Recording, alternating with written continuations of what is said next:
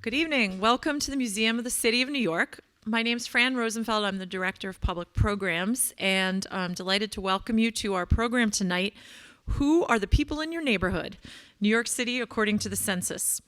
Tonight's program is the first that we're presenting in conjunction with our new exhibition, which is called Who We Are, Visualizing NYC by the Numbers.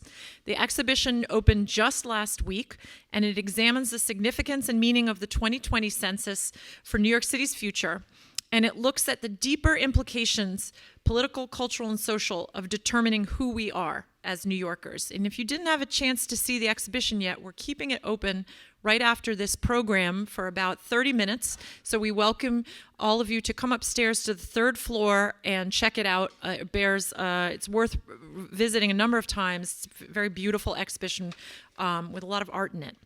Tonight we are thrilled to welcome a distinguished group, including Professor Héctor R. Cordero-Guzmán of Baruch College, Professor Nancy Foner of Hunter College, the Commissioner of the Mayor's Office of Immigrant Affairs, Bitta Mostofi, and Joseph J. Salvo, the Chief Demographer for the New York City Department of City Planning.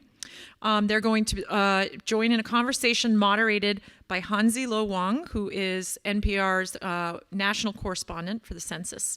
They're going to talk about significant population shifts as indicated by recent census data, not only about immigration, but also other demographic changes.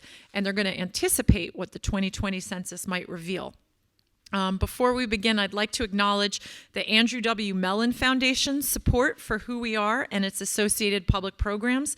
Please check our website or join our email list to find out more about future upcoming programs.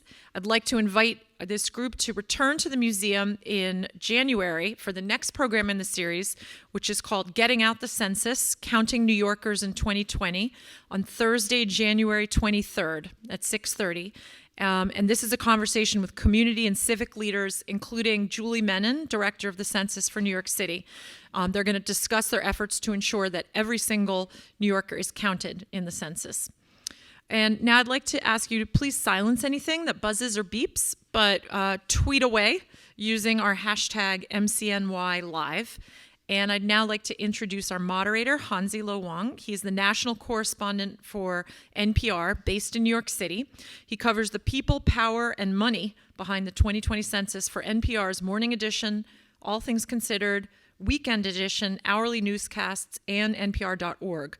And this year, the American Statistical Association awarded Wang its Excellence in Statistical Reporting Award for covering the census preparations and the legal battle over the now blocked citizenship question.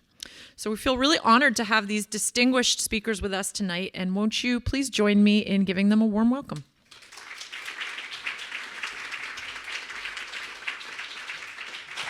Thank you very much, Fran. Thank you, everyone, for coming out tonight, for braving the cold. It's really great to see people out. And I want to start, since we're talking about the census, we're talking about New York City, we're talking about neighborhoods, right? So I want to start by let's get a sense of where people in the room, where people are from. Let's start people maybe who've traveled the furthest tonight. Anyone from Staten Island? Staten Island in the house? Thank you. Okay. Do we have the Bronx in the house? Can you hear some cheers from the Bronx? No? How about the Queens? Who's from Queens? Cool. Okay. Brooklyn? All right. And Manhattan. There we go. Okay. Anyone from Jersey? Oh, welcome. Thank you for coming out. So we're really here to talk about people and how New York City, the people of New York City, how that has changed, specifically over the past decade, and how that is kind of the results of changes that have been happening for a very long time, obviously. If we think back to the very first U.S. Census back in 1790, I looked up the population count for New York City back then, 33,131. So 1790, that was the very first U.S. Census, more than centuries after the Lenape Indians were living here. And in 2010, the 2010 census, anyone know? I know Joe knows. Anyone else in the room knows? 8.1. 8.2, if we were going to round it up. 8,175,133. So imagine that growth, and we don't know what the 2020 census is going to tell us. And today, officially, we are less than 100 days until the 2020 census is fully underway, meaning in about 100 days, most of us here in this room can expect to receive a letter in the mail from the U.S. Census Bureau with instructions on how to participate in the census. So it is coming. It is not that far off. It is in mid-March, and we're going to find out at the end of, well, we're going to find out at the end of December of 2020, the new state population counts. We won't know New York City just yet, and that will be coming a little bit later in 2021, in the springtime. So tonight, we're hopefully going to get a little look at a crystal ball based on the expertise of this very distinguished panel we have here tonight. At my very far right, as Fran mentioned, we have the chief demographer of New York City, Joe Salvo. Joe is, he's from the Population Division at the Department of City Planning, and they provide the data and analytical expertise to agencies on needs assessment, program planning, and targeting and policy formation. And I've been covering the 2020 census and specifically the citizenship question lawsuits for a very long time, and I've seen Joe fairly often. He was present during the lawsuits over the citizenship question, saw him in the courtroom. He testified during that trial. He's also testified at numerous other hearings around the country and presentations about the census, so it's great to have him on the panel. To his right and to your left, we have Nancy Foner, who is a sociology professor at Hunter College and at the CUNY Graduate Center. Her many books include 1 out of 3, Immigrant New York in the 21st Century, and From Ellis Island to JFK, New York's 2 Great Waves of Immigration. And she's currently working on another book on how immigration is transforming America. Do we have a title for that yet, Nancy? How immigration is transforming America is the working title. We have the working title. Great. And collectively, we want to inform the title. Great. And that was Bitta Mostofi, the Commissioner of the Mayor's Office of Immigrant Affairs. She previously spearheaded this outreach program for, if maybe you have this in your wallets, an ID NYC, the city ID. She helped spearhead that effort, also helped design the Action NYC Legal Services Program, which provides free legal services to immigrants in our immigration legal system.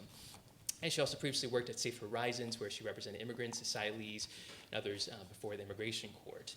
And last but not least, we have Héctor Cordero-Guzmán, sociology professor at Baruch College and at the CUNY Graduate Center. His research is focused on immigration and the Latinx population in New York City. And he also co-edited the book, Migration, Transnationalization, and Race in a Changing New York. So this would be the panel to ask questions about how New York City is changing. And so I came up with this really big, broad question, see if they get them into some debate, some argument here. What is the most, in your professional, personal opinion, what is the most important change in New York City's demographics over the past decade? Who wants to start? I want to hear from the chief demographer. I guess I'm going first, huh? Please. Okay. All right. I would say, for about 40 years or so, New York City's patterns of migration, domestically that is, with the rest of the country, have shown that more people leave New York than come in.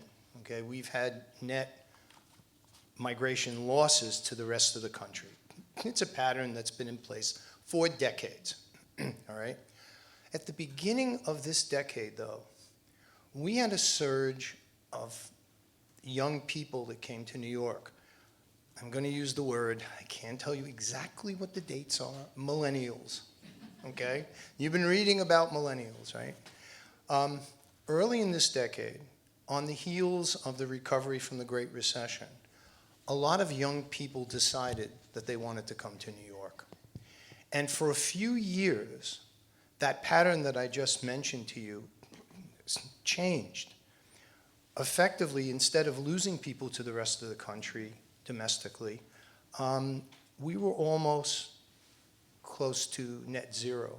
Well, that is, we had a lot of people who were coming here, and we're matching those people who were leaving, okay? And that is something we haven't seen in a very long time. It lasted a few years. And it's one of the reasons why we got a surge in population growth early in this decade. Now, the question that I'm going to ask later on, 'cause I'm curious what people on the panel think too, is what is going to happen to the young people who came here, okay, to New York? Again, what drew them in, the excitement and opportunities of the city. And again, I'm going to warn everybody, I drank the Kool-Aid on New York City a long time ago, okay? The opportunities in this city are amazing. A lot of people recognize that they come here. What's going to happen now, okay? Over time, are we going to see people settle in? Are we going to see people, their families grow here? What is going to happen over time? But it lasted a few years. It has changed the contours of many of the city's neighborhoods, okay? And it is an important, I think, demographic fact. And changes such as, give some examples that you think are the most visible. Well, if you look at the mix of people by neighborhood, okay, I'll give you an anecdote. I'm in Astoria, and I go into a cafe owned by somebody from Ecuador. And in come young people, and I manage to strike up conversations occasionally, and they're from like Nebraska, okay, Kansas, Minnesota. I'm in the South Bronx, and I'm at by Jerome Avenue and the old one of the old hospitals there that's been converted to housing. And I'm giving a presentation. I'm looking at the audience, and I'm looking at young people. Where do you live? Somebody from Minnesota, somebody from Boston, somebody from all these parts of the country, now living in Central Harlem, living in the South Bronx, living on the concourse. The contours of the neighborhoods have been changed by this, and the vitality and education that those people bring are changing the face of the neighborhoods in very positive ways. Of course, there are challenges that go along with that, but in general, we are attracting this vitality, which will give birth to the next wave of change in New York City. Okay, so Joe says millennials. Nancy? I mean, I think that's interesting because we're, I think as an immigration specialist, I'm so used to saying immigration is what's giving New York its vitality. And of course, there's over 3 million immigrants in New York. Add on their children, and it's over half the population. And this has been a huge change. Now, it's not the last decade, which is when I got that question, because we got that question beforehand, you should know. I was sort of scratching my head and say the last decade, because it's not really the last decade. It's been the last few decades, and even the changes in the groups. But I think it raises, in terms of what Joe is saying, I mean, we've got this sort of gentrification going on, because that's what's happening, with highly educated young people coming into the city to live. And at the same time, we have this large immigrant population. And so, I mean, those are two changes, very different changes going on at the same time. And I guess in terms of immigration, as I said, I mean, Africans are growing in number. I mean, we could look at certain groups over the last decade that have grown in number. Mexicans, I don't know. Are they still? That's a question for the future, actually, in terms of whether they're still growing in number, because nationally they're not. They're declining, yeah. I mean, we can talk later about how much national trends are being reflected in New York. There are new groups. I mean, in the book that I edited, there's a chapter on Liberians on Staten Island. So there are new groups that are always coming in. So that's also part of the picture. I don't know if that's the most important change, in 10 years, but it's part of the whole picture of what's continuing to change in New York. I'll build on that to say that we have, conversely maybe, and I don't actually know the pattern that Joe speaks about, so I'm interested in his reflection on this. We have generally seen an increase in the foreign-born population across the city, but in the last year, it was the first time we saw a decline in the foreign-born population in the city.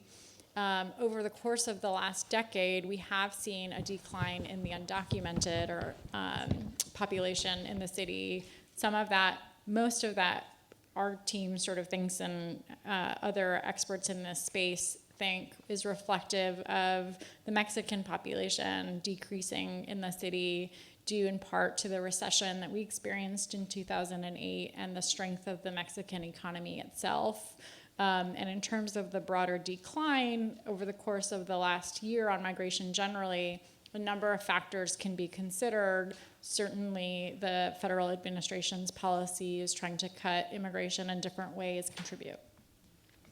I tend to focus on the growth of the persistent growth of the Hispanic Latino population in the city, or the so-called Latinization of New York. It's about 29% of the population, more or less, these days. Number two is the diversification of that Hispanic population. It used to be overwhelmingly Puerto Rican, upwards to 70% in the 60s, and now it's overwhelmingly, Dominicans are the largest group in the city right now, followed by Puerto Ricans, then followed by everybody else. In fact, other Hispanic, non-Puerto Rican, non-Mexican, non-Dominican is the largest group of Hispanics in the city right now. It's the mix of folks from every possible country and combinations thereof, which is, I think, one of the interesting developing aspects of New York City. Who would have thought that Bolivar's dream of a United States of Latin America would actually happen in the streets of New York City, where you have Latin Americans from various countries getting really to know each other and to share with each other as neighbors, as friends, and even as family members. And it's interesting to try to look at the proportion of Hispanic young people in the city that have parents that were born in different countries. And by that I literally mean one parent born in Puerto Rico and the other parent, say, born in Dominican Republic. And that doesn't count all the Latinos that have both parents born in the US, one who happens to be of Dominican ancestry and the other who happens to be of Puerto Rican ancestry. So I think New York City is truly, in terms of the Hispanic population, becoming a melting and a blending of the various Latino groups, and we may be seeing the emergence of this kind of broader Latino identity that means more than just the sum of its parts, but what people call pan-Latino, trans-Latino, or some such kind of an emerging identity. And we've been looking at population kind of sideways in terms of group and head counts. I think we should also look at the population in terms of socioeconomic inequality. And Hispanics may be 29% of the city. Whites are 54% or so, 34% of the population, right? But they make 54% of the city's income. That's the 54. 34% of the population makes 54% of the income. Hispanics are about 29% of the population. They end up making about 19% of the income. So behind these headcounts lie significant levels of inequality and differences that I think we should really pay attention to. I'm going to maybe ask a question. I don't know if there are actually any numbers to show for this, but maybe kind of forecasting future questions and what we might see in the future. Certainly there's been a notable increase of Latino communities that are indigenous in the city over the course of the last couple of years, and in part that's reflective of conditions in home countries that have driven folks to seek protections and safety here. And a lot of what we've seen around the surge at the border has been reflective of that, and we've seen that realized here in our city with new communities that we work with speaking indigenous languages. Right. And that makes it, I imagine, really hard to find interpreters and language services, because it's hard to find folks who speak these indigenous languages, correct? That is correct. Yes, candidly, there's not a lot of expertise. Interpretation itself requires a tremendous amount of expertise and skill, something that we have an incredible team that works around the clock on in terms of the broader city language access work, but also language services for our work at the mayor's office. And this is an area of reflection that we've been doing on the need for increased capacity. And Héctor, I want to go back to what you were saying earlier about the shift from a greater Puerto Rican presence and now more a Dominican presence. When did that shift occur, and why did that occur? What do we know about that? In the last decade is that we saw the Dominican population sort of overtake the Puerto Rican population at 700-some thousand. Yeah, but I want to add something to the discussion. The impact of immigration and people coming here is one thing, but natural increase, as the demographers call it, the balance of births and deaths, is why the population of New York grows. And more of those births, for example, are to immigrants. Okay, at last count, it's over half of all births in the city of New York are to foreign-born women. And just to give you an idea how powerful this is, in the Bronx, last year or the year before, I forget exactly, there were about 20,000 births in the city, in the Bronx, excuse me. 28% of those births were to Dominican women, okay? The impact, if you look at Dominicans overall and you look at their migration patterns, many Dominicans are actually leaving the city now. It's part of a progression. But the natural increase, the births and death balance in the Dominican population adds numbers to those groups. And it's happening with Mexicans. It's happening with a lot of the groups that have settled here. So we need to think about that too, in addition to the flow of immigrants, because it's possible to have a movement down in the number of immigrants, but actually those populations can continue to grow for quite a while, because generally they're youthful, and generally several of them have high fertility rates, and they will continue to grow as a result. Did I answer your question, though? You gave some good context that we should keep in mind. Okay, I'm sorry. No.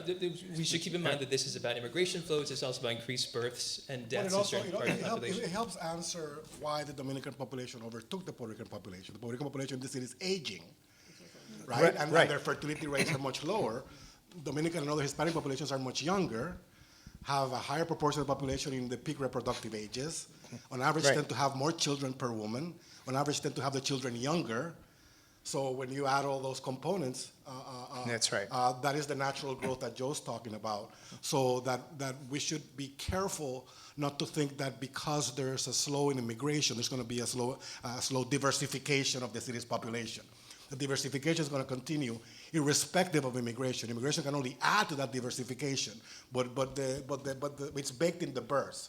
I looked at the data last night and I found that about more than half of Mexicans in the city are born in the U.S. Which is not something that I think, when we're talking about the fact that one doesn't think people know. Right. And this happens with immigration a lot. If you ask people the proportion of immigrants in the population, they give you wild overestimates of what it is.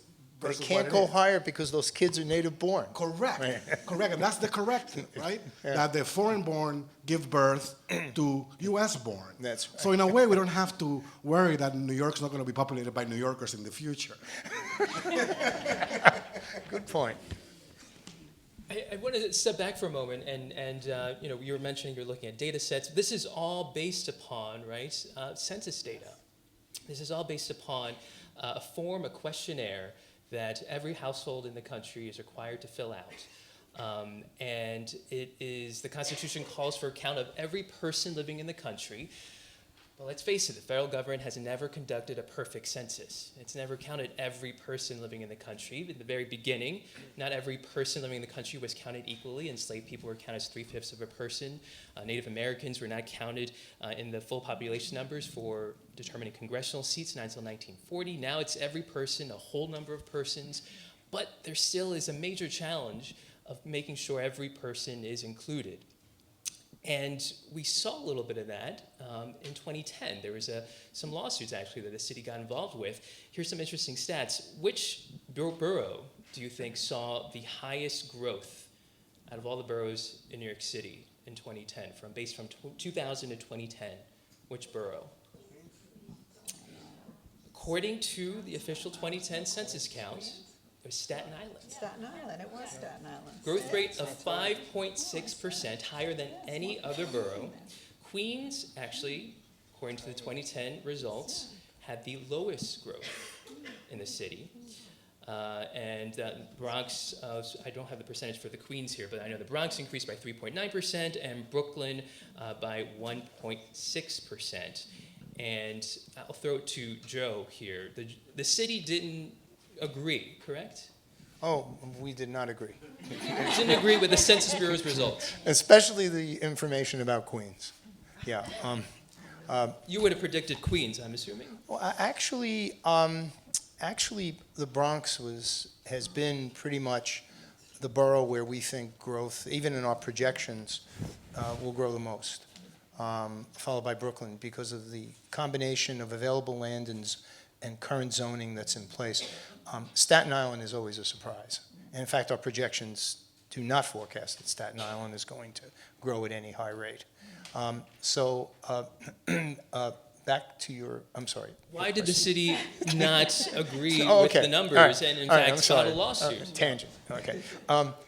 In Northwest Queens, the census in 2020, oh God, please no, in 2020. In 2010, the census broke down in parts of Northwest Queens. When you don't answer the census on your own, you're essentially handing the job over to the Census Bureau to come after you, okay? They will come out, they will send people out. Whether we get a good enumeration or not is based on the tenacity of those people who follow up on people who fail to respond. In part of Jackson Heights, heavily in Astoria, it looks like those people who went out gave up too early. Instead of continuing to go out and knock on doors and talk to the neighbors, they decided to call it a day and say that the units were vacant because nobody answered. So as a result, Astoria showed a big decline in population between 2000 and 2010 in double digits. Who believes that? And the best of the most serious point, is that Astoria showed a huge rise in the number of vacant housing units. We're talking about 100%, 150% rise overall in Astoria, something that I would imagine maybe realtors might, might be happy about or whatever, but the levels of vacants that were reported in Astoria would be akin to what happened in parts of the Bronx and parts of Brooklyn in the 1970s. We knew that wasn't true. It probably cost us, it cost the borough of Queens, upwards of 30,000 people, okay, because of that problem. What's the impact? Right now, AOC's district's too big, okay? It probably should be smaller because there are more people than were recorded in the enumeration, and we have confirmed this, so, yeah. And so I think another thing to point out here is that we've been talking a lot about specific ethnic groups, Mexicans, Dominicans, for example, and this is information that ultimately a lot of city planners really rely on, not specifically the census, but actually a different survey that the Census Bureau also conducts, known as the American Community Survey. So this is because on the actual census form, what you see is a question about Hispanic origin and then a question about race. And what often a lot of this analysis is done is based on a question about country of origin. And that is not on, specifically not on the census form. It's on another survey known as the American Community Survey, an annual survey that people may be getting. So it's something else to think about of where all this information comes from. But let me throw another kind of broad question. I did give it to the panelists a little bit earlier, so they had some time to think about it, which is, what do you think is a common misunderstanding about the demographics of the city or of a specific borough or neighborhood that should be debunked? What are some myths about the demographics of a city or a neighborhood or a borough that should be debunked based on your research and what you know from your work? Well, I don't know about debunked, but I was going to say myths that people have about this or incorrect views. I think that one thing people are not so aware of, or certainly most white New Yorkers are not so aware of, is the degree to which New York is a very racially segregated city, particularly when it comes to blacks and whites. I tell my students that all the time in my classes, and most of them are surprised except for the black students in the class. And they're not surprised because they live in those neighborhoods. New York is what, number 3, or the metro area is the 3rd most segregated city in the metropolitan area in the country of the large, out of 100 metro areas when it comes to black-white segregation. So I think on the one hand, that's a myth or not, or maybe a fact that people don't know or they're not aware of. I think another one, a very different one, is I think a lot of New Yorkers may not be so aware of how diverse so many neighborhoods are. I think Joe has shown this in his analyses, right, of your the integrated neighborhoods. The demographers talk about generally in the U.S. the decline of the white neighborhood, all white neighborhood in metro areas, and New York has been experiencing that. And also that there's what is it, that over, what is it, Joe, you have to remind me, half of the neighborhoods in New York City are either integrated with whites and 10% or more of whites and one minority group, or whites and two minority groups. And that's half the neighborhoods in the city. And we can look ahead and see what will happen in 2020. There'll probably be more. And so that's another thing. I don't think people are aware that of the great diversity of neighborhoods in New York, at the same time as there's also tremendous racial segregation, especially between blacks and whites. Any other myths we want to debunk? I don't know. I mean, I think the myth question is difficult.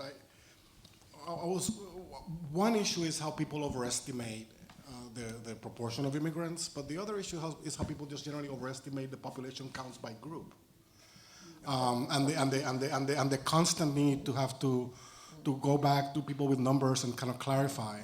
For example, I was going out and interviewing folks from different organizations and asking them about the population and I don't want to pick up on any particular group, so I'll just say Group X, and they'll say, oh, there's about 1 million of them in New York.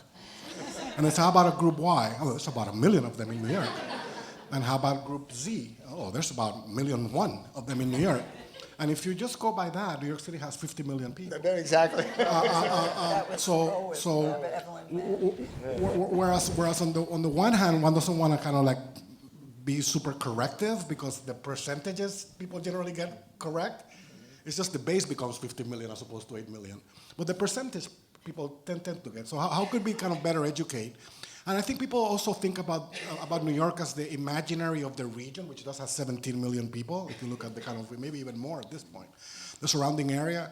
So people are not always kind of pinpointing when they refer to population numbers or referring specifically to New York City. So when they talk about Dominican population in New York, they'll refer to 1 million, but they don't necessarily are speaking about New York City, the 5 boroughs. They may be talking about the region because they have a relative that says they live in New York, but they live just right outside of New York City somewhere. So how in social conversation, this kind of imaginaries, and numbers are power. So that's also why you get these narratives about high numbers, because everyone wants to kind of be number one in terms of showing some political heft. And elected officials, I think, are somewhat responsible for not always correcting these numbers when they're thrown out there. They'll run with the million or the 2 million because that is a way of them to talk about a constituency that is theirs and that has political power.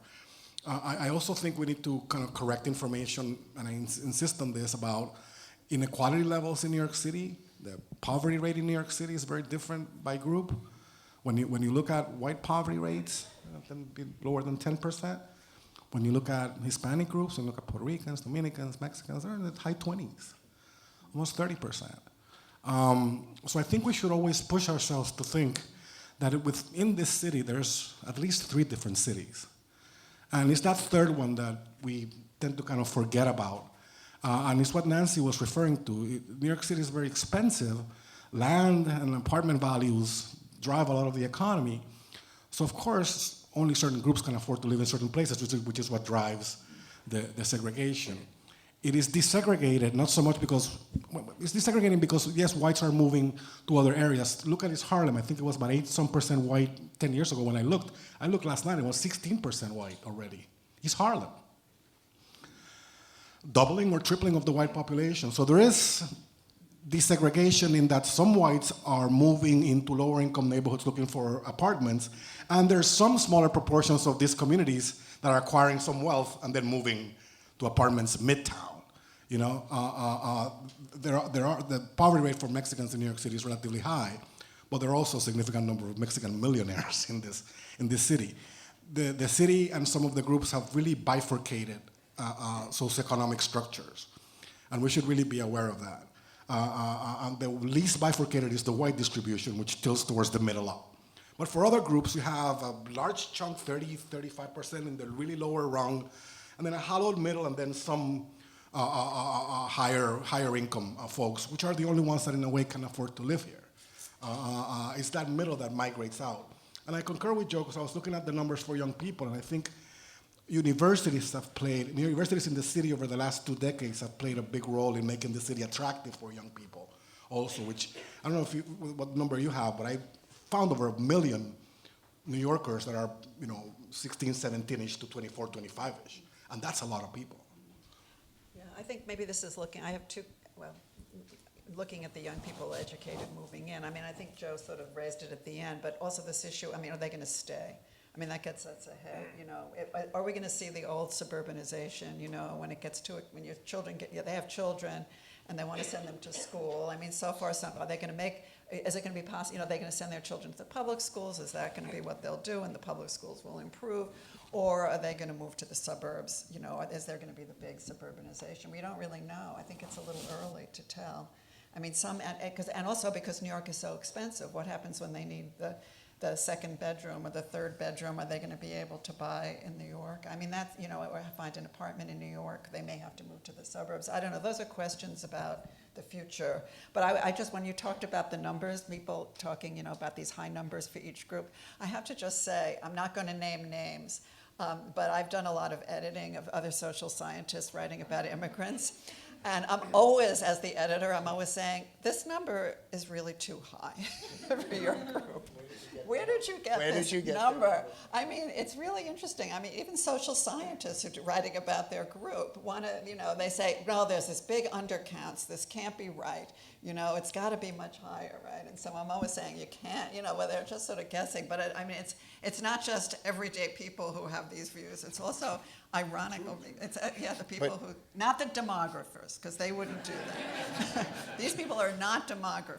No, my staff would come after me. There's no way. But there's a really important point here embedded in all this. You mentioned the 2020 questionnaire. Something on the 2020 questionnaire that is unique. It's the first time we've ever seen this. Groups want to register their presence. They know it's a form of power. We're here. I mean, anecdote, years ago, a fella from Astoria, a Greek fella, called my office and said he wanted to take me to church on Sunday to show me how many Greek people there were in the city, because the number of Greek people I had was too low. Anyway, I know those stories. I mean, there are like 29 million people in the city if you add all those numbers up. So what's happening with the 2020 questionnaire is the race question has been changed. If you check off, first of all, you can check off as many categories as you want. It's kind of a tabulation nightmare, but you can check off as many categories as you want. If you check off white, you can write in your group. You can say Italian, Polish, whatever. If you check off black, you can say you're Jamaican. For the first time, one of the big complaints in the past was if you're Asian or you're Hispanic, you have the option to put in your subgroup. But if you were white or black, you didn't have that option. Now that option exists. One of the things that we're trying to do as an incentive is to get people to recognize that by doing that, I live in the Bronx, in a community which has experienced a pretty big influx of people from Albania. I want to make sure that those people realize that they can write Albanian in, and it will be tabulated, and their presence will be established officially. It's kind of, I don't like to say this, but it's true. If you don't answer, you don't exist in some ways in our statistical data, in our data. So I think this is an opportunity in 2020 to get people to recognize that they can truly register who they are from an ethnic, racial, nationality standpoint, something we haven't been able to do in the past. So I want to emphasize that, because then maybe this can drive up response levels if we emphasize that. Yeah. I'll both amen that and push back against that a little bit, which is to say that there have been campaigns in 2010. Certainly, I know in my community and others folks, people from the Middle East sort of get forced into the category of white, when in fact your experience, your historical experience, is very much not that of being white in the U.S. And this has been an ongoing sort of challenge and issue. And so there has been sort of community initiatives to encourage folks to check other and to write in instead of sort of going by the boxes. I think it's very, very challenging to move significant portions of populations towards recognition that they can kind of take that extra step and that that's important or significant in the process.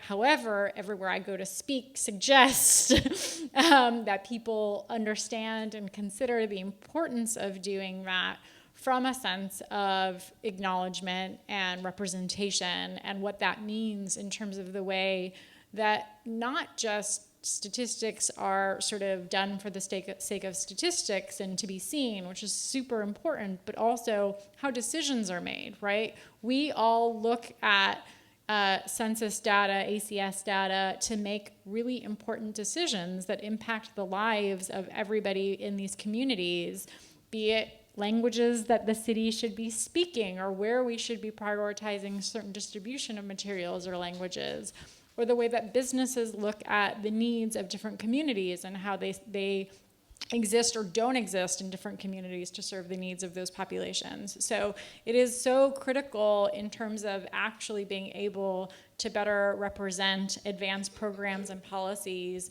to support the different communities to understand the differences. And so much of the statistical data doesn't capture that nuance, yet we're so, in many ways, realistically far away from certainly a perfect census, but one that goes even deeper into answering Joe's question.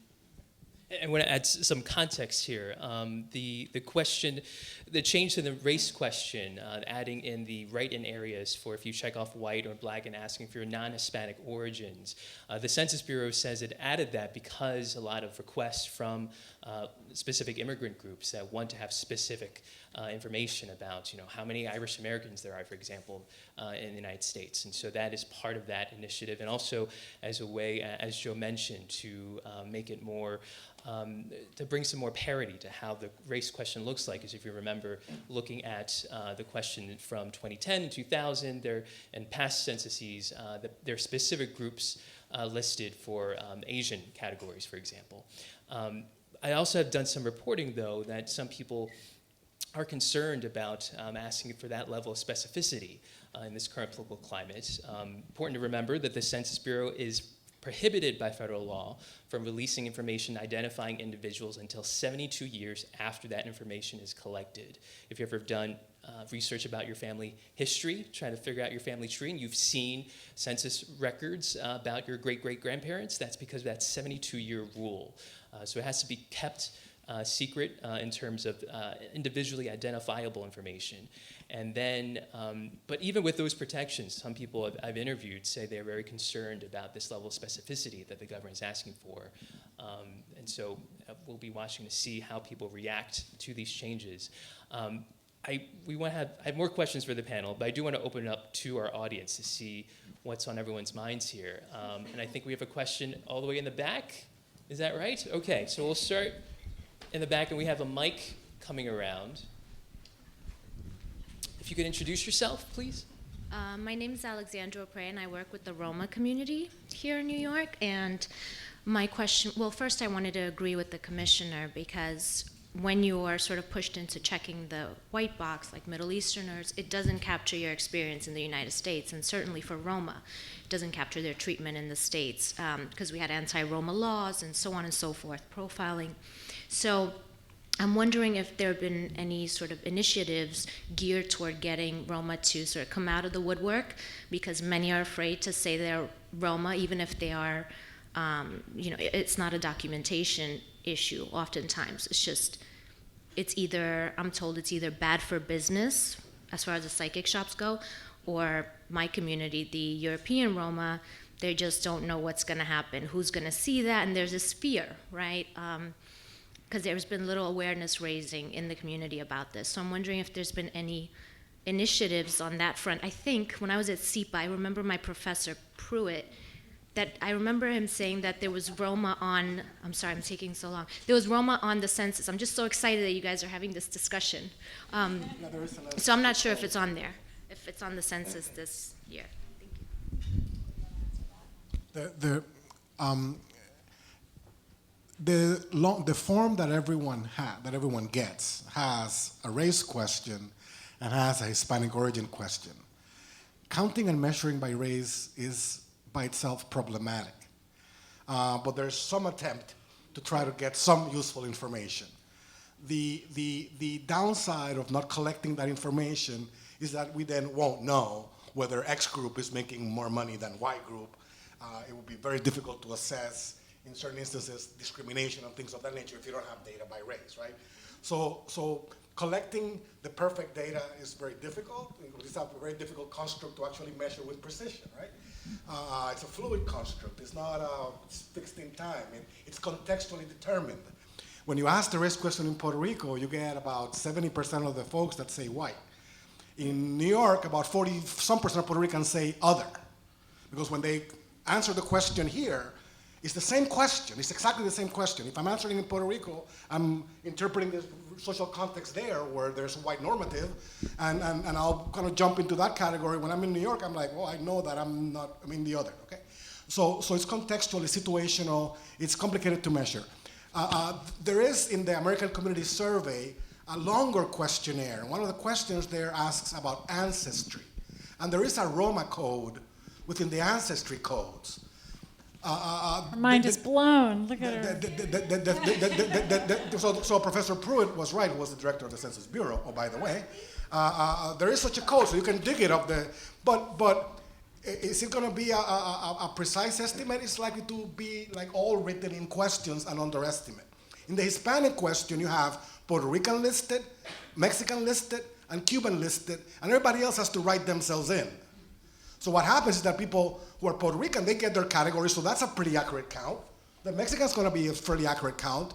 The Cuban is going to be a fairly accurate count. But the Dominicans, if they don't write Dominican Republic, and they just simply check other Hispanic, then we don't know. And with the Dominicans, it's even more complicated because people wrote confused Dominica and the Dominican Republic. And then you have people at the Census Bureau going like, they mean Dominica the island or they mean Dominican Republic? And in fact, when you look at the codes themselves, they're very folksy because the census would write in whatever you write in there. And people do write in very creative things in the ancestry codes. So on the one hand, we want to give people categories where they just check off. But on the other hand, that's going to be very misleading. So we have to open it up for write your own answer. And we have to educate people, and that's kind of what the Joe and the commissioner were talking about before. Educate people that writing your own answer is okay. It's acceptable. It's something that we want you actually to do. And it's not going to put you at risk of being identified by somebody else because the only people that can really use that are demographers that are not even going to know who you are. They're just using your de-identified data to make tables. What we're going to be dealing with over the next few months with the census is 100% an issue of perception. And how do you deal with those perceptions? It's a government process. So people understand government from many different traditions and many different experiences and perspectives. And when you tell them, oh, do you know that the census cannot share with the IRS, which cannot share with ICE, they're going to be like, yeah, right. Yep. Exactly. You know, so, and in this climate where truth is so elusive, I could see why someone could reasonably give me the, well, yeah, right. You told us that before, and see how that worked out. So the census is going to have a huge challenge, especially counting some of the more marginalized populations, unless there's some serious attempt between now and then to give assurances to people in a climate where they're not going to take those assurances easily. I just want to add that there's 1,000,001 of us in New York. There's 1,000,000 of all of us in New York, and that's the good thing. Bitta, did you want to add? I did, but he did such a nice job, I'll leave it. Okay.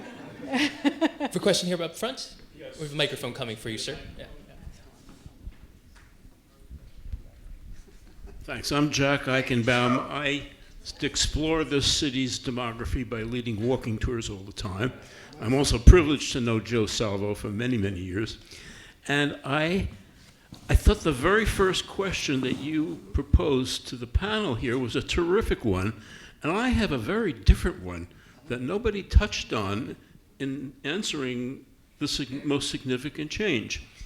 Bear with me a moment. About 20 years ago, I started noticing, this is first of all very personal and maybe has to do with the fact that I live in Queens and I know a lot of things that are happening in Queens. But about 20 years ago, I started meeting the spouse of someone that I already knew, and then my jaw would drop because it was a black husband and a white wife, and that was not very typical at all.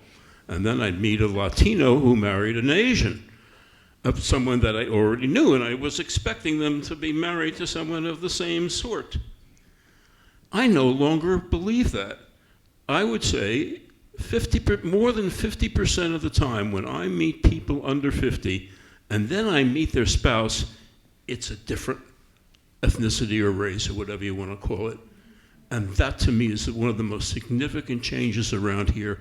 And then the people who are products of those marriages, or I don't even know if they're getting married, are becoming what I call a post-racist generation. And I think New York City and particularly Queens, is the beginning of a post-racist world. Okay. Thank you. We have a question. I'm asking if the panel, if they agree. Can I just say a word about that? Because I think that's a national trend. I mean, the growing rates of intermarriage or mixed unions, if we want to call it that. I mean, they're up to what? A person married to someone of another race, I think it's 17% now. It's very high. 1 out of 17% of new marriages are between people of different races and ethnicities. And I mean, I think one of the big question really, and I don't know if the census can carry. I mean, there's debates about how the census has been counting these people. Of mixed race. They're often counted as a member of the minority group, which is, and some people would argue that that's, some of my colleagues actually would argue that that's overestimating the decline in the white population. That's a question. But the other big question is we don't know how those children of those unions are going to identify and be seen. And so I think that's a question, I don't know if the census can answer that, but it's a question, I mean, for the future, certainly, of race and ethnicity in the United States. So I think it's a really good question. But I think the census question really is how those children of the mixed unions are being counted in the census. And because there is a big issue of people talking about the end of a white majority, and that's not New York City, but that's the nation as a whole, and the way that is affecting politics in the country, and so the census does play a role in that. Okay, we have a question here. Thanks. Hi, my name's Juliet, and I'm going to ask a question and actually respond to some questions too. So I am the mother of a mixed race child, and so my husband is white and Israeli, so he falls under your classification of Middle Eastern. My son, who now that we're finally allowed, and it's on a lot of forms, especially school forms, he chooses black, white, other. When he started school, because he's 15 now, there was only the choice of black or white, and there was no other. And there was no ability to select multiple categories. And when he started elementary school, we always choose other for him because he is other, he's not black or white. And the school changed it to black, which was interesting. That was prior to the forms being available to select multiple categories. So my question, one question was answered because I always wondered why Hispanic had Hispanic and non-white Hispanic, why there were two categories on the forms. So thanks for answering that. And the other question I had was, when you guys were talking about birth rates overall, are birth rates going down? I know they're going up in certain populations, but kind of in the city on a whole, are birth rates down or up? Chief Demographer? Do you know off the top of your head how many births? We might have to Google that. We don't know. No, it's not. Let me say this. Rates are very difficult to determine frequently, okay? What Héctor was saying earlier was about how we look a lot at aggregate births, so that is the total number of births, which is a product of rates and age of the population, okay? I can tell you that, interestingly, there's been an uptick in non-Hispanic white births in the city, okay? I can tell you that among other groups, the numbers of births, and again, this is not subgroups, this is just groups overall, the number of births has not varied dramatically. Actually, in the black population, it's been trailing down a little bit, okay? Okay, but again, I'm not talking about rates, I'm talking about just total births. That's what we tend to focus on. To be honest, I would have to go to the health department's statistics report to confirm about rates, because I'm not sure off the top of my head. I can tell you that rates among several Hispanic groups are high, in my recollection. So that's kind of the overall pattern. Births have been working kind of in a range.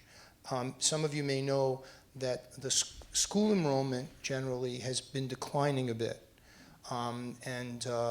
We projected that back several years ago that there would be a bit of a decline. And next decade, which is a month away, I can't believe that. I keep talking about last decade, right?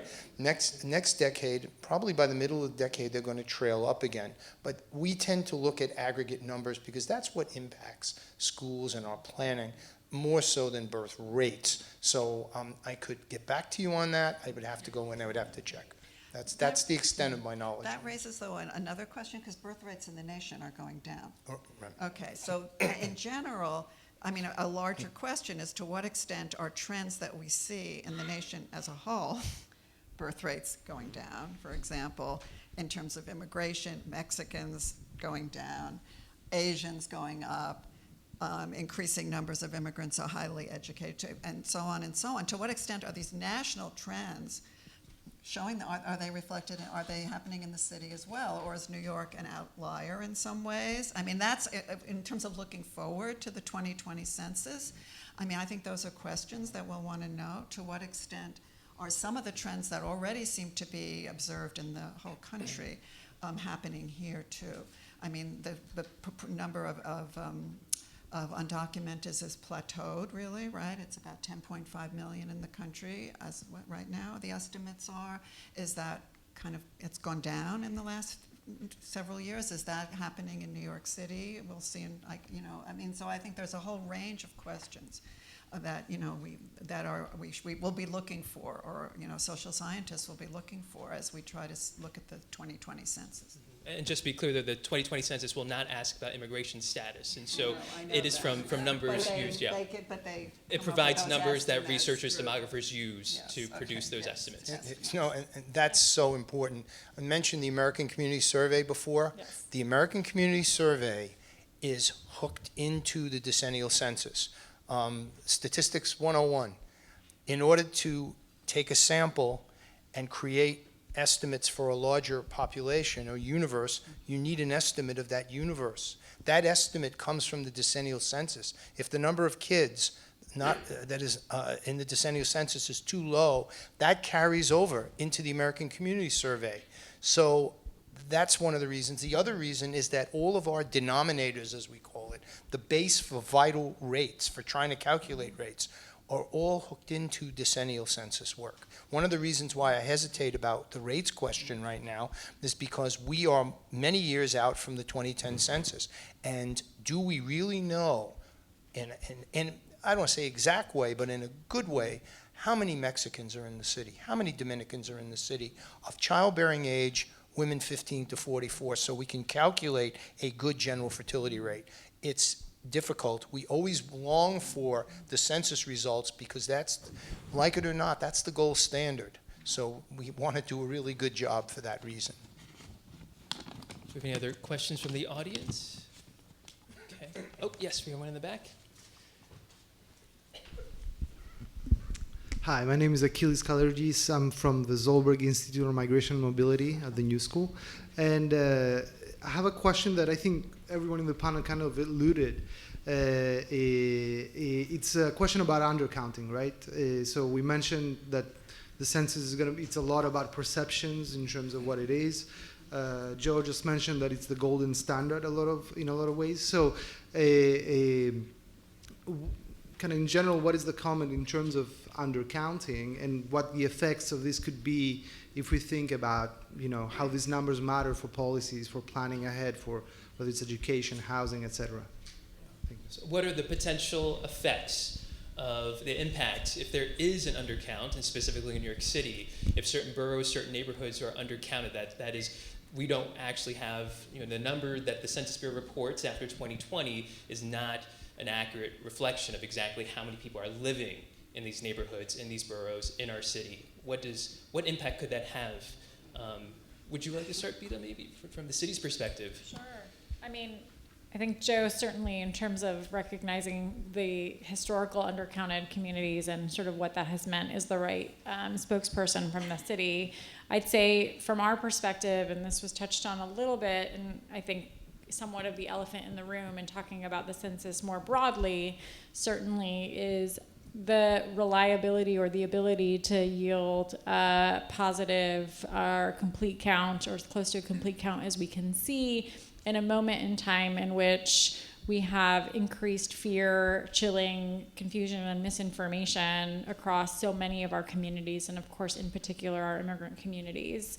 And so there are many communities that have historically been undercounted, that have been some more sort of insular or isolated, some because there are children under 5 in the household, some because the self-response rate resulted in lower numbers and perhaps poor enumerators being responsive. But what I think is important that I have learned or had a takeaway from the 2010 census is it is not sort of foretold that an immigrant community necessitates a low count. That rather the lessons that Joe has taught me have been around how, in fact, immigrant communities, particularly ones in Washington Heights who were organized around the census and had intentionality of making sure that the community was counted in a way that all leadership was engaged and institutions were engaged, is where we saw actually the highest self-response rates. And so we are in a moment in time where that level of ground organization and leadership and coordination is so fundamentally critical. But I know from my day-to-day work that the hurdle is tremendous. We track, to the degree to which we're able, the impacts of the environment that we're in, the climate, what new policy changes result in terms of shifts. And one area where we've looked very, very closely and tried to best understand what we're seeing is really the chilling effect on immigrants using public benefits. And for those who've sort of followed or been familiar with this, the Trump administration's attempt to change immigration law and the way that the consideration of whether somebody is a public charge or will be a public charge is considered in an application process for permanent residence or for your visa.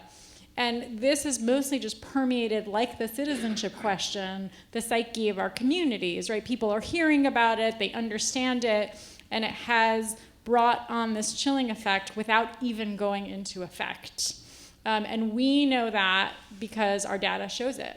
We show non-citizens leaving their SNAP cases at significantly greater rates in the last 2 years than citizens, whereas before the last 2 years, it was about the same.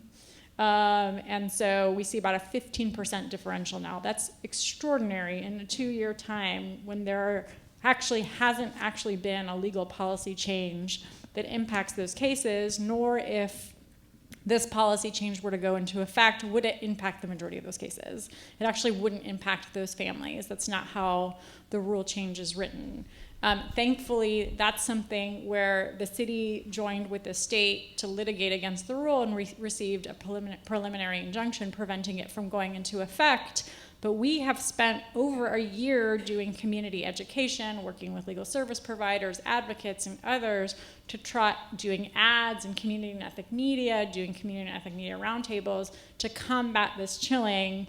And it's still there and real. So when we talk about the census, we talk about the distrust that communities already have engaging in government, the challenges and disparities in access to health care that many are eligible for but haven't engaged in or gotten, or rights that people have that they don't exercise. So much of that is around education and the trust that people have with government to engage. So you're talking about what was already, a molehill that is now this tremendous mountain that we have to climb, and talking about sort of what undercount means is not insignificant. It means the funding that goes to the benefits programs like SNAP and Medicaid that I articulated. It means representation that we have at the federal level. If we can imagine New York City that has less representation at the federal level, that seems mind-blowing, right? So it has real deep and personal impacts, and I think the challenge for so many of us, including the folks in this room, is taking seriously that in a moment like this, a call to action is really that everybody sees it as their responsibility to get good information out to your friends, your neighbors, your loved ones, and your colleagues about why this matters, why it matters to them to make sure that classrooms aren't overcrowded, where their children are going to school, or that the right resources are invested in their hospitals and so forth. So it is really meaningful. There is should be and ought to be great worry and concern about deep undercounts in and across our communities and what that means in terms of the both funding resources, but again, political representation across our city. And I think why so many have sprung to action, including the mayor, in investing $40 million in the census effort.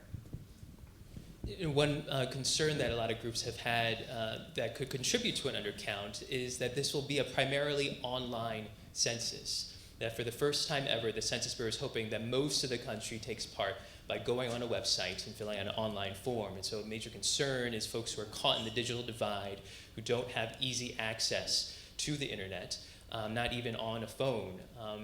And we just learned recently the Census Bureau put out a map showing where certain households will actually be getting about 26% of households by March. And that first mailing will be receiving a paper form.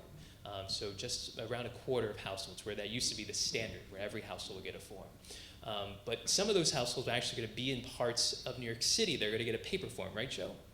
Yeah, we were happy to see that, for example, in the Bronx, bilingual questionnaires, paper questionnaires, will go to most of the households in the South Bronx, where we were concerned about internet access. There are pockets in the city, substantial pockets in the city, where paper will be an option, okay, where we suspected that internet might be a problem. But there is this other issue of cybersecurity, and people are nervous about getting on the internet and reporting their information.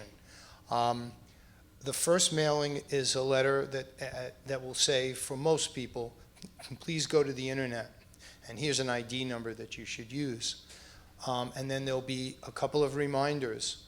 On the fourth mailing, if you don't respond, everybody gets paper, essentially. But you cannot request a paper questionnaire this go around. If you call the Census Bureau, they will take your enumeration over the telephone, okay? But if people hesitate, they'll ultimately will get paper. So that should help.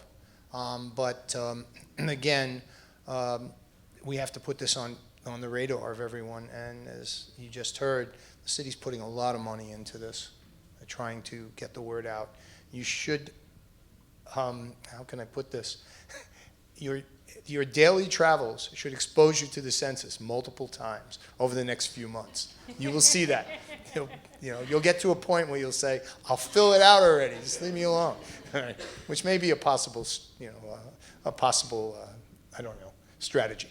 Of course, there's also the other option, which is the door knocker, a census worker coming to your home, knocking, and doing an in-person interview, which by the fourth mailing, if you wait until then, you have a high chance of maybe that happening, and that could be an issue for folks who are undocumented or living with someone who is undocumented or have fear of interacting with someone from the government. So another thing to keep in mind there. I want to leave with one final question for our panelists, and we've alluded to it earlier, but just if I can ask again, what do you hope to learn about the city through the 2020 census? We don't know what the results will tell us, but what are some burning questions that you have that you hope it will help us answer the results? My hope is that we get good data. I'm not hoping for anything more revealing than that, because the challenges of just getting decent data, given the current climate, appear to be so big that I'm very worried about this census at this point in time. I started kind of sort of by mocking some groups by over exaggerating their numbers. We're going to enter some dark times demographically moving forward, because there's two groups that really follow census statistics: demographers and white supremacists. Okay, and what we've seen in the country is a pushback on this very diversity that the gentleman was commenting on earlier. And I would not underestimate the ferocity and the awesome nastiness of that pushback. So we may be, for the next couple of decades, and if we want to draft some folks into the white category, which is happening, right? Because whites are afraid that their numbers are not enough. So whereas before it was, if you have one drop of something else, you're something else. Now if you have one drop of white, please come to our group because we need you. We're losing headcount. It's that level of fear that's going on, right? We know in New York City that whites are 34% of the population, but they have all the power, right? So being numerical majority doesn't necessarily guarantee that you're going to have more power, but that fear is there, and people are feeling it. I mean, I work with this data, and I feel it. So we have to be very mindful, and we may discover 30 years from now that in fact there were 10 million Dominicans and 10 million Puerto Ricans and 10 million Mexicans and 10 million whatever, because we were all hiding for the last 20 years because of the climate. Okay, so as I started kind of mocking the exaggerated numbers, I'm afraid that we're going to have serious undercounts, and if that makes white folk feel better, enjoy the next 2 decades of it's okay. But demography is destiny. It's baked into the cake. It's baked into fertility. You can build the biggest wall you can possibly build between now and the moon. When your births are coming from minority groups, it's set. It's done. So I would propose that rather than trying to find ways of not collecting the data or suppressing people into giving you the data and trying to figure out all kinds of ways of fighting diversity, that we kind of figure out ways in which we can embrace it and figure out how we learn to live with it without having to feel like numerical superiority has to translate into political superiority, has to translate into economic superiority, and everybody else be damned. Gordon Lewis described the Caribbean as a multi-layered pigmentocracy. New York City is becoming a little bit more of that. It's on the edges, less of a white-black dichotomy, even though racism against blacks in the city is humongous. And I think by now pretty much everybody knows it. We don't need any more evidence of that. So there are huge challenges in terms of counting accurately, and I'm worried. I don't know when I get that data how I'm going to be able to trust it. And that's a problem. It's the first time that I feel that I cannot even trust the data. I'm sorry, I'm not passing the microphone.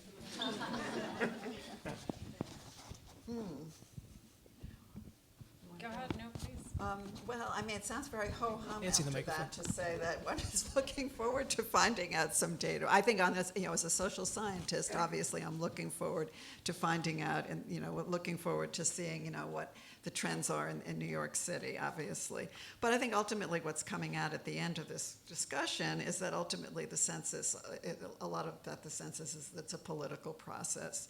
And how it's vitally important, as was said, right, that New York City, the risk, obviously the Trump administration was trying to abort the census by reducing the numbers. So if we have Trump again in 4 years, there'll be additional attempts to do that. So that very blatant attempts to reduce the counts. Particularly in democratic areas. And of course we have to be, which is why New York City has to be very diligent in getting out as many people as we can so we don't lose congressional seats, so we don't lose funding. But at the same time, if we're going to understand our society, stepping back again and New York City, then we need the numbers. I have to say, I'm not a demographer. Actually, I am a qualitative researcher. I have to say that I don't actually work with numbers, right? But I depend on the numbers from the census to make sense, because when I do my qualitative research and try to find out what people on the ground are thinking and perceiving and how they're viewing the world and how they're acting, I can only see so many people. And so I have to understand that. Any social scientist or any scholar needs to put that into perspective of a larger picture. And so I think all of the social sciences and all everyone who's trying to understand American society, New York society, needs the census to be able to do that. So we want an accurate count for our purposes of understanding the world. We need an accurate count for so that New York gets its accurate representation in Congress and gets the funding that it deserves. So I don't know if I'm as pessimistic. Maybe I'm as pessimistic as Héctor. I don't know about what's going to be happening with the census, but I hope we can hope that due to Joe and the New York City Department of Planning and the people who are engaged in trying to get an accurate count, that New York will get a good a reliable census data that we can use. So. I'll try to be more hopeful than these folks, though I appreciate the comments. I'll say a couple of things. I came to this work from doing activism and organizing in different communities for several decades, and I think often found myself in a place in which I was just confused or discouraged or, I guess confused is the right word, disappointed that there wasn't more organization and action to be responsive to discrimination, oppression, inequity, lack of fairness, et cetera, and that so many things have been stacked against so many of our communities, particularly communities of color, that have led to the realization of some of those discriminatory systems, including where the census started, where not everybody was in fact recognized as a full person that would be a part of the enumeration. And so in the last couple of years, I think I've been overwhelmed in positive ways by the recognition and in some ways awakening of a lot of people and saying, we've been dormant. We've been dormant for so long, and we are now in this moment in time where we can no longer stand back and comfortably do nothing. And we have to take action. And when you look historically at dark moments in times in different countries, in different nations, it is that lesson of taking action as having been one of the most significant reflections or learnings as important. And so the census is a piece of this bigger and broader question and puzzle, I think, that we have to reckon with as a country. What are our values? What are we fighting for? What matters to us? And part of the only way that we can do that is use every tool at our disposal or in our power to push back against the narrative that is the white supremacist or xenophobic narrative about that's what makes us great, and to take ownership over the fact that to get our piece of the pie to combat the systematic discrimination, we actually have to step up and be seen. And that each and every one of us has to exercise our power to empower those around us if we come from a place of privilege, so that they can make informed decisions for themselves about whether or not they will or can step up and be seen. Because the whole goal of the citizenship question, the whole goal of the broader rhetoric and narrative of the Trump administration is to chill and push people into the shadows. So what better way to be responsive than to not let that be the outcome?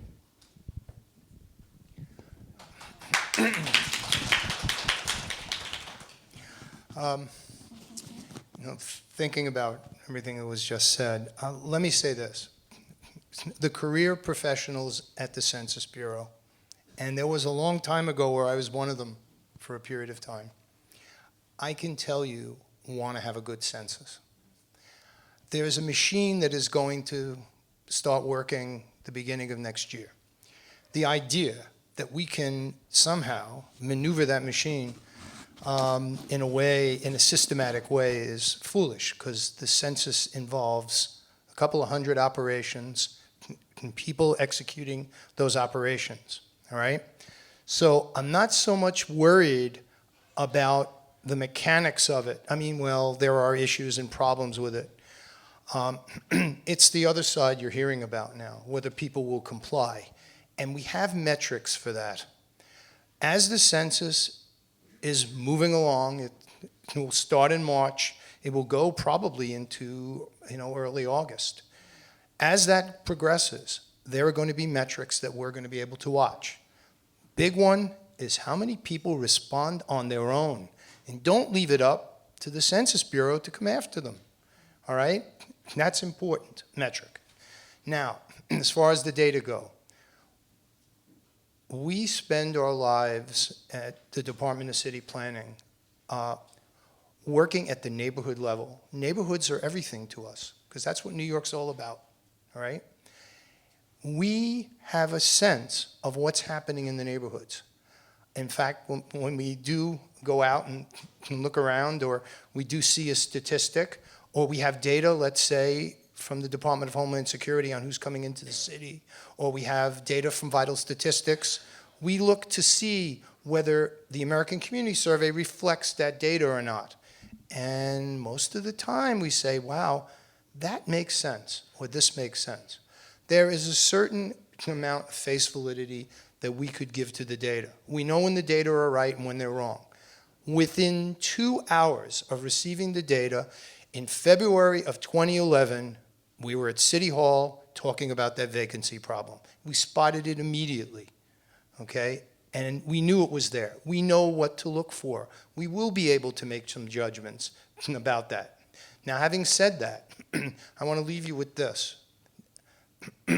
There's a community in central Brooklyn, which many of you probably know, Ocean Hill, Brownsville, East New York, where the department's done a lot of work. That community in 2010 did not respond to the census in any substantial way. They did not. There was a problem with response overall and with self-response. The Census Bureau created an algorithm for that area, okay, for the whole city, actually. They have an algorithm that when all else fails, they'll use a statistical routine to, as we say, impute people. They will create people. His soul rest in peace, Angelo Falcone, a dear friend, once said, he says, the Census Bureau is like God. They can create people. And in fact, that's what happens in neighborhoods that don't respond.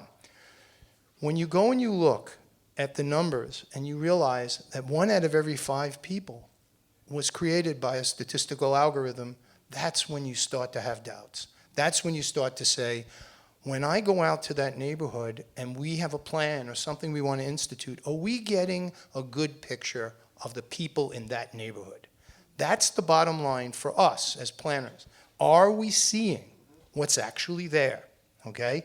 And that's the bottom line for a lot of the programs you've heard about.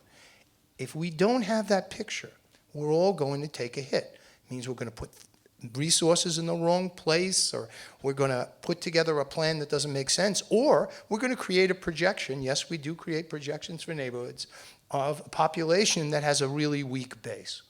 Okay? So that's the price we pay for a compromised census. So we need to think now.